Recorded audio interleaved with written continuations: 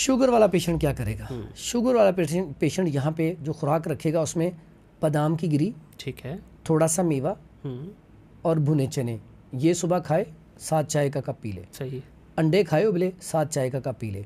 अगर मेडिसिन के तौर पे वो इस्तेमाल करना चाहता है 100 ग्राम आंवला खुशक ले ले, ठीक है, गुठली के बगैर। ठीक। 50 ग्राम हरड़ खुशक ले ले, गुठली के बगैर। सही। 50 ग्राम भेड़ा ले ले, गुठली के बगैर।